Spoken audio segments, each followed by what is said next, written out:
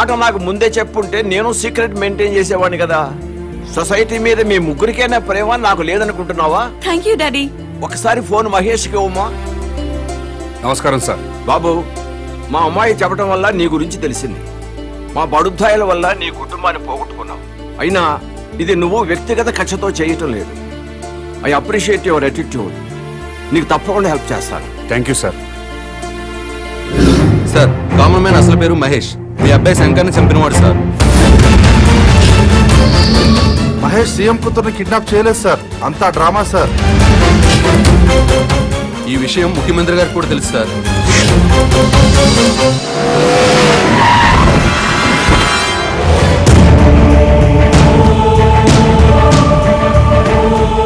భగవాన్ గారు, మీ ఓటు ఎవరికండి? ఈ ఎలక్షన్స్ 3 రోజుల ముందు తిరుపతి వెళ్తాం. ఈ ఎలక్షన్స్ అయ్యేంత వరకు అక్కడే ఉండి తిరిగి వచ్చాక సీఎం ఎవరెవరో టీవీలో చూస్తాం. ఆకలిస్తే భోజనం చేసి పడుకుంటాం.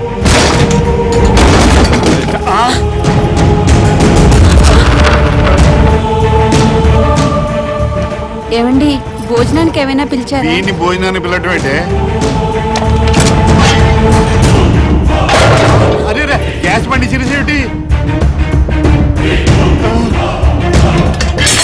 Water pipe పీకేసాడు. ఏమండి, ఫ్యూజ్ పీకేస్తున్నాడండి. పీకేటే మీటర్ పీకిస్తేనే.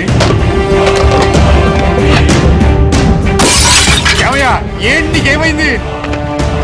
ఏమండి, టెలిఫోన్ వైర్ కూడా పీకేస్తున్నాడండి. నేను చూస్తున్నాను కదా.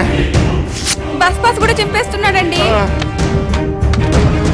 అయ్యో, రేషన్ కార్డ్ అండి.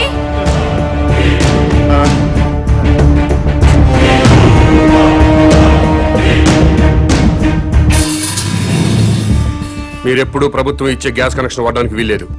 కార్పొరేషన్ ఇచ్చే మంచినీళ్లు తాగడానికి వీల్లేదు. డ్రైనేజ్ సిస్టమ్ వాడడానికి వీల్లేదు. ఆర్టీసీ బస్ పాస్ వాడడానికి వీల్లేదు. రేషన్ కార్డు వాడడానికి వీల్లేదు. బిఎస్ఎన్ఎల్ ఫోన్ వాడడానికి వీల్లేదు. ఏ ఎందుకు వీలేదు? మేమేం తప్పు చేశాం?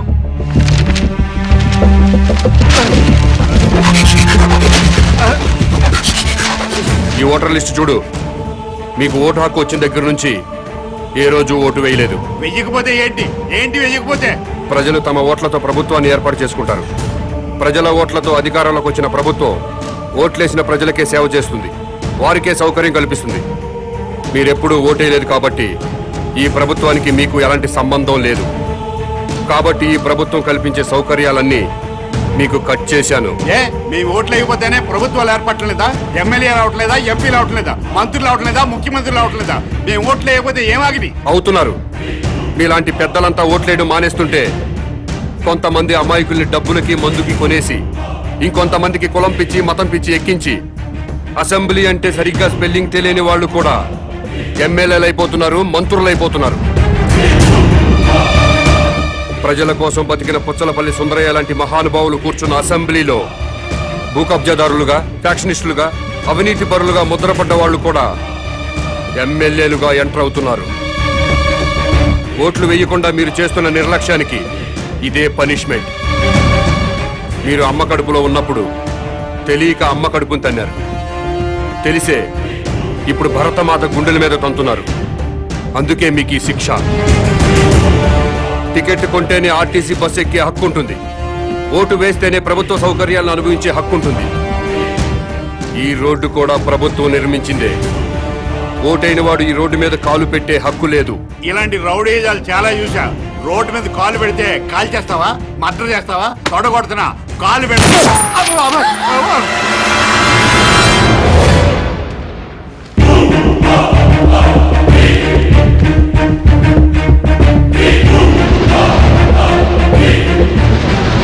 ఎలక్షన్ టైం వస్తే చాలు ప్రతి ఓడు ఇంటికి రావడం, తలుపులు కొట్టడం, దండాలు పెట్టడం, మాకే ఓటేయండి అని అడగడం, ఆ తర్వాత మేము క్యూలో నిల్చోవడం, ఓటేయడం, ఇవన్నీ మాకెందుకండి? అందుకే ఓటు రాయించుకోలేదు.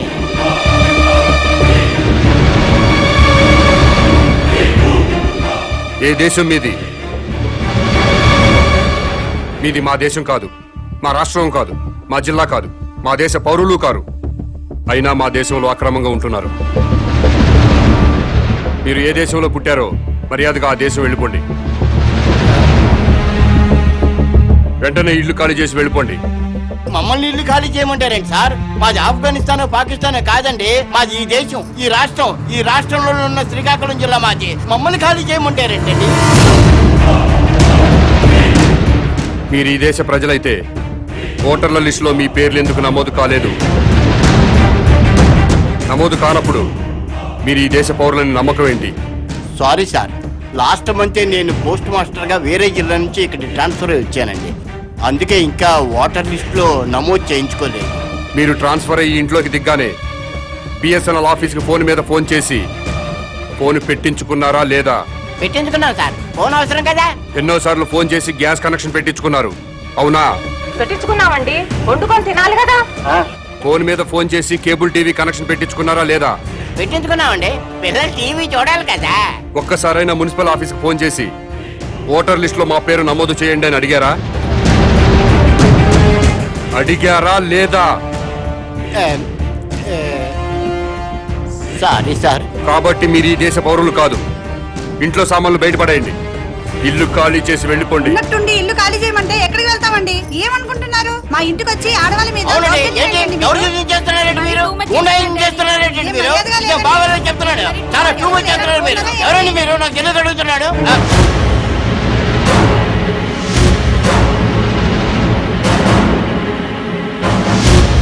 ఖాళీ చేస్తారా చస్తారా?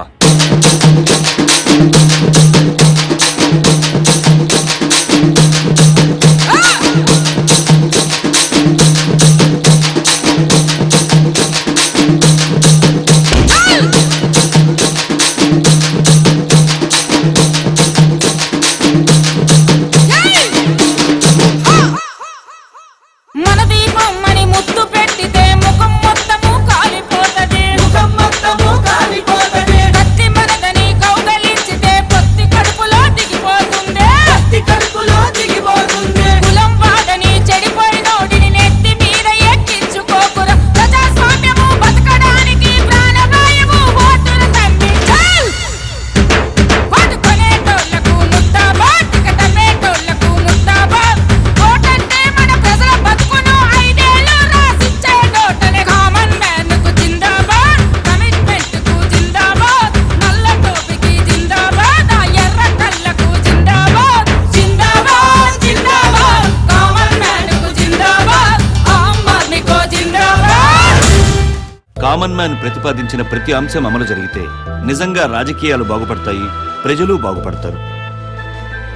నేను ఈ విషయాన్ని ఎలక్షన్ కమిషన్ దృష్టికి తీసుకెళ్తా, కేంద్రంతో మాట్లాడి రాజ్యాంగ సవరణ కృషి చేస్తా. Mahesh, congratulations yeah.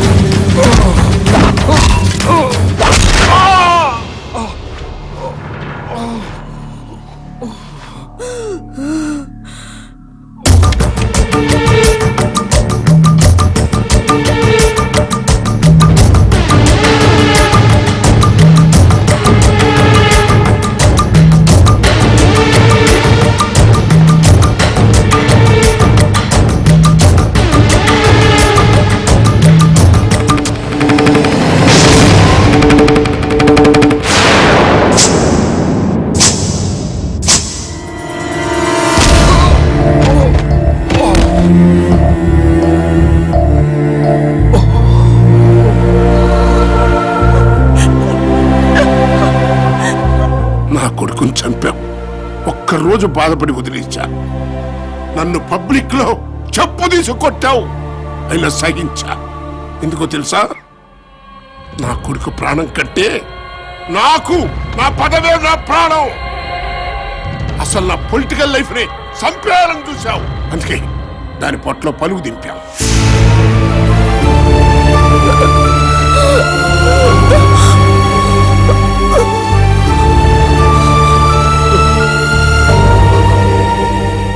డబ్బులు లేకుండా మందు లేకుండా ఎలక్షన్ లో నిలబడాలా?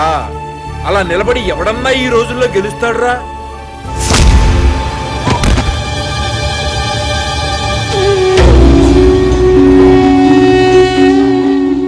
జనానికి సంక్రాంతి, రంజాన్, క్రిస్మస్ లాగా ఎలక్షన్స్ అంటే పెద్ద పండగరా, డబ్బుల పండగరా, మందు పండగరా. ప్రజలకి ఆ పండగను దూరం చేస్తావురా బదమాష్.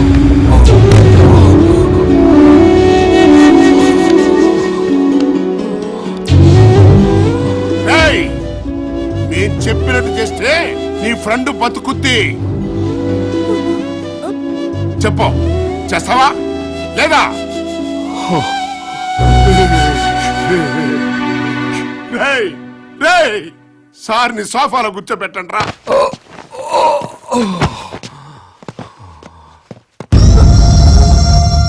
ఇప్పుడు మేము స్టింగ్ ఆపరేషన్ చేయబోతున్నాం. అంటే నువ్వు మంచాడు అని ప్రపంచం అంతా అనుకుంటోంది కదా, నిన్ను బ్లాక్ మెయిలర్ అని ప్రూవ్ చేయబోతున్నాం. ఇప్పుడు నేను చెప్పింది యాజ్ టీజ్ గా చెప్పేసి. సునీత, మొన్న నేను గవర్నర్ దగ్గర ఇచ్చిన స్పీచ్ అంతా సమాజం కోసం కాదు, డబ్బుల కోసం. రాజకీయ నాయకులు డబ్బులు లేనిదే ఎలక్షన్స్ లో గెలవలేరని నాకు తెలుసు. దాన్ని అడ్వాంటేజ్ గా తీసుకుని వాళ్ళని బ్లాక్ మెయిల్ చేశా. అన్ని పొలిటికల్ పార్టీలు 2000 కోట్లు ఇస్తే ఆ డబ్బు తీసుకుని నేను దుబాయ్ వెళ్ళిపోతా. ఆ తర్వాత పొలిటీషియన్స్ మళ్ళీ డబ్బు రాజకీయాలు చేసుకోవచ్చు. సునీత, ఎలా ఉంది ఐడియా? నువ్వు సీఎం కూతురు నన్ను సంఘ సంస్కర్త అనుకున్నారు కదూ. ఏం పర్వాలేదు, నీకు వాటా ఇస్తానులే. ఏ కామన్ మ్యాన్, ఇప్పుడు నేను చెప్పింది యాజ్ ఇట్ ఈస్ గా కొంచెం విలన్ లుక్ తో చెప్పేసి రక్తం తొడవండ్రా. Video on. సునీత, మొన్న నేను గవర్నర్ దగ్గర ఇచ్చిన స్పీచ్ అంతా సొసైటీ కోసం కాదు, డబ్బుల కోసం. రాజకీయ నాయకులు డబ్బులు లేకుండా ఎలక్షన్లో గెలుస్తున్నారు. సెంటిమెంట్ కాదు నాకు కావాల్సింది, విలను విలన్గా కావాలి.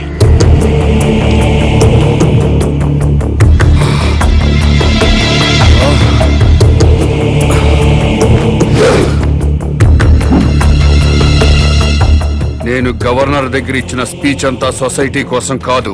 ఇన్నాళ్ళు ప్రజల గుండెల్లో హీరోగా వెలిగిపోయిన కామన్ మ్యాన్ ఒక్కసారిగా విలన్ లా మారిపోయాడు.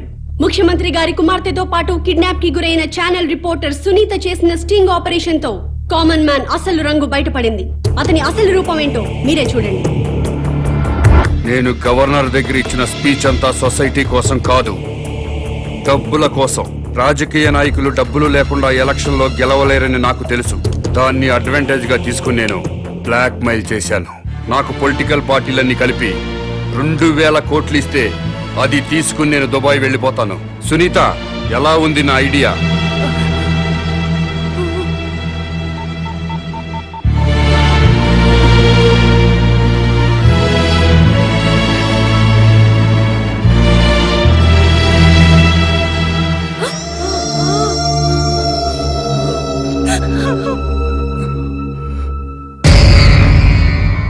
సునీతని హాస్పిటల్కి తీసుకెళ్ళండి సార్, మీకు దండం పెడతాను.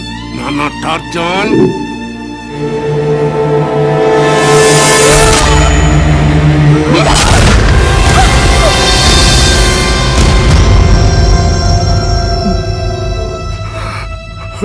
ఏ మ్యాన్ కామను, ఇప్పుడు నువ్వు మాట్లాడిందంతా ఆ జర్నలిస్టు షూట్ చేసి రికార్డ్ చేసేసి టీవీ వాళ్ళకి పంపేసింది. వాళ్ళు టెలికాస్ట్ చేసేశారు. అది చూసి నీకు విపరీతమైన కోపం వచ్చేసింది. ఆ కోపంలో తట్టుకోలేక 2 డైలాగ్ విసిరి కసక్కన అమ్మాయిని పొడి చేసావు. ఆ డైలాగులు ఏంటంటే, నువ్వు చెప్పేదరా. ఎంత ధైర్యమే నీకు? నన్ను స్ట్రింగ్ ఆపరేషన్ చేస్తావా? నిన్ను బతకనివనే అని చెప్పి ఆ జర్నలిస్ట్ ని కసక్కన పొడి చేసావు. అది మేము షూట్ చేసి టీవీ వాళ్ళకి ఇచ్చేస్తాం. ఇది చెప్పు. Camera on.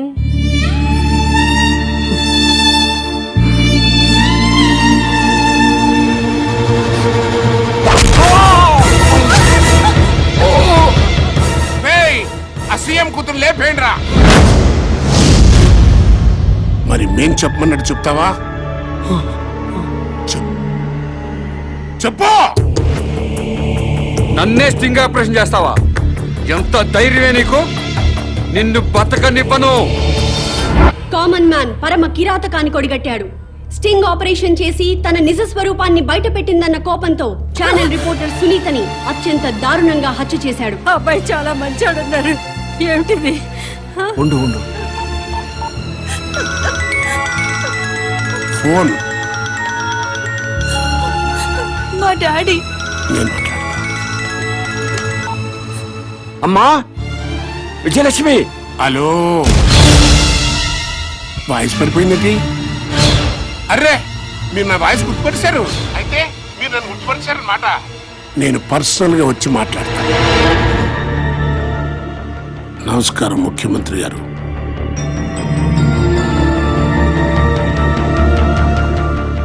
మీరు వయోభారం వల్ల ముఖ్యమంత్రి పదవి నుంచి తప్పుకుంటున్నారు. మీకు వారసుడిగా నన్ను ముఖ్యమంత్రిగా ప్రకటిస్తున్నారు. నో అన్నారంటే నీ కూతురు కామన్ మ్యాన్ లింకులు నేనే బయట పెడతా. జర్నలిస్టుని చంపినట్టుగా మీ కూతుర్ని కూడా నేనే చంపుతా.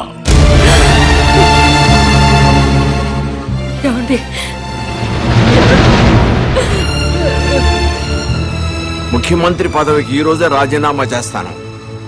ప్రెస్ మీట్ ఏర్పాటు చేయండి. నేను బంధుప్రీతి లేకుండా రాష్ట్రానికి సేవ చేస్తున్న ముఖ్యమంత్రిని. నాకు ఇప్పుడే తెలిసింది నా కూతురు అసాంఘిక కార్యకలాపాలకు పాల్పడుతుందని. కామన్ మ్యాన్ తో కలిసి ఇల్లీగల్ యాక్టివిటీస్ కూడా చేస్తున్నట్టుగా తెలిసింది. కామన్ మ్యాన్ తో పాటు నా కూతుర్ని కూడా అరెస్ట్ చేయమని ఇప్పుడే పోలీస్ డిపార్ట్మెంట్ కి ఆర్డర్స్ ఇచ్చేశాను. వాళ్ళు లొంగకపోతే కాల్చి పారేయమని కూడా ఆర్డర్స్ ఇచ్చేశాను.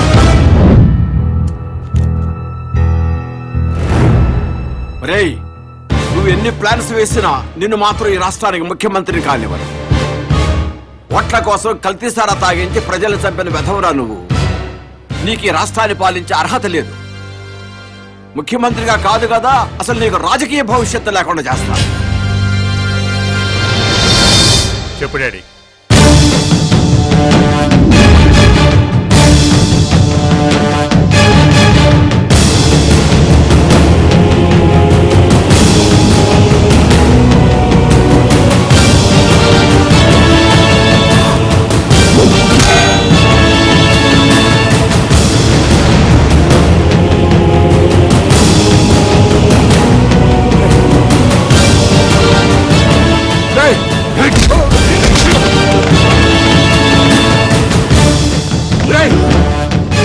వద్దురా, చంపదురా,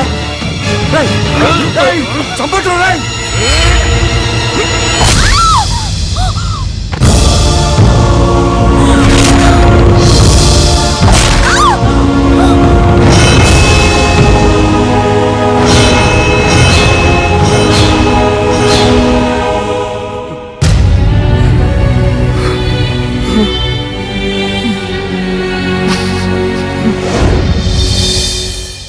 కామన్ మ్యాన్ మానవ మృగంలా మారిపోయాడు. ముఖ్యమంత్రి గారి కూతుర్ని దారుణంగా హత్య చేశాడు. చెత్త కుప్పల మీద శవాన్ని పడేశాడు. నమ్మశక్యం కాని విషయం ఏంటంటే ముఖ్యమంత్రి గారి కూతురు కామన్ మ్యాన్ ఇద్దరు స్నేహితులు కావడం.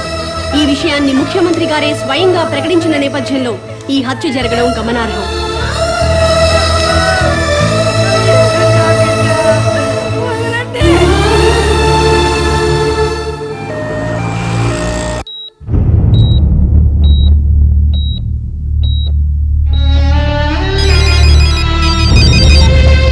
హలో సార్, బాడీని గవర్నమెంట్ హాస్పిటల్ తీసుకొచ్చారంట.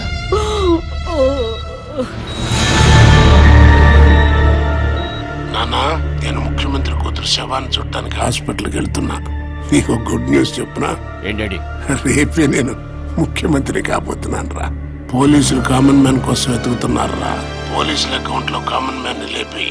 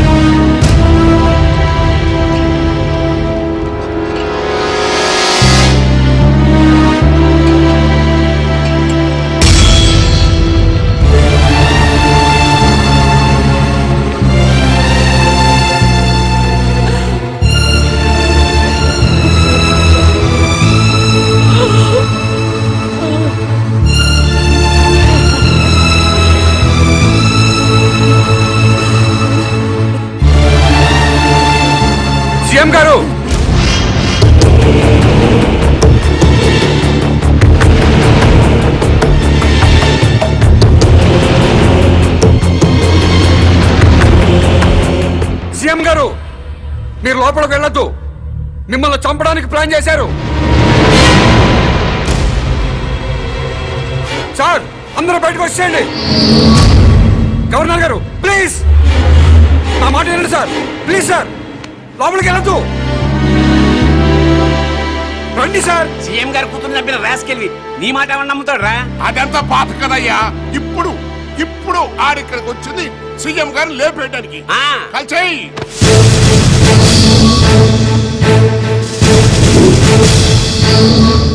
ఇంకా చూస్తావేంటయ్యా? కలిసిపారే.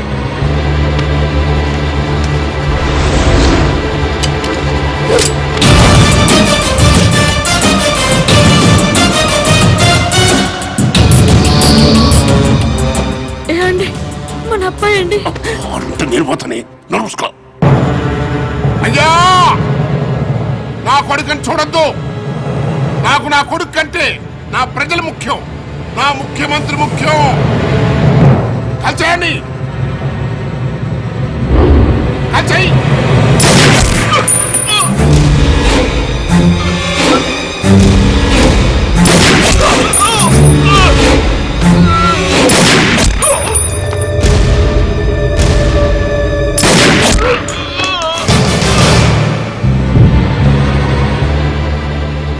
సీఎం గారు, ఒక్క ఛాన్స్ ఇవ్వండి. ఎవరు క్రిమినల్లో నిరూపిస్తాను. Please sir. సీఎం గారు, ఒక్క నిమిషం సార్. ఆపండి.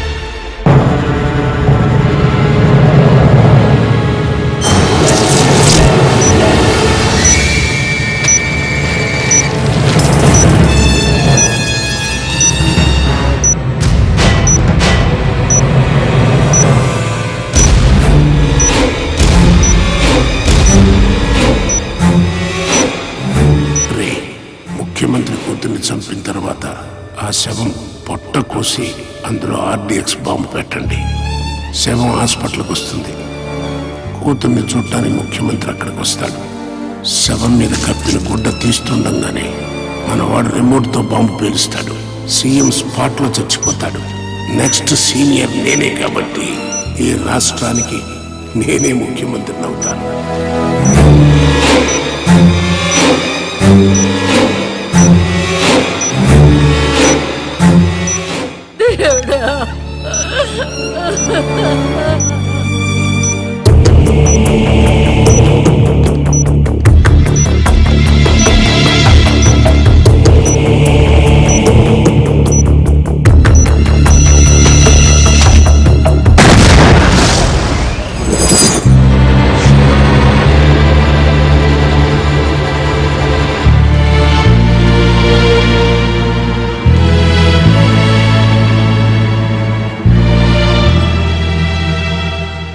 రాజకీయాల్ని వ్యాపార స్థాయి నుంచి స్థాయికి తీసుకొచ్చారా మీ ముగ్గురు.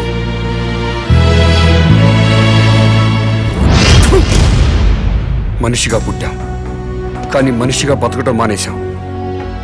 కమ్మవాడిగానో కాపువాడిగానో మరో కులం వాడిగానో బతుకుతున్నాం. హిందువులా, ముస్లింలా, క్రిస్టియన్లా బతుకుతున్నాం. కేవలం ఓటర్లా బతుకుతున్నాం. ముందు మనుషులుగా బతకడం నేర్చుకోండి. దేశం దానంతట అదే బాగుపడుతుంది. నా మాట విన్నారా?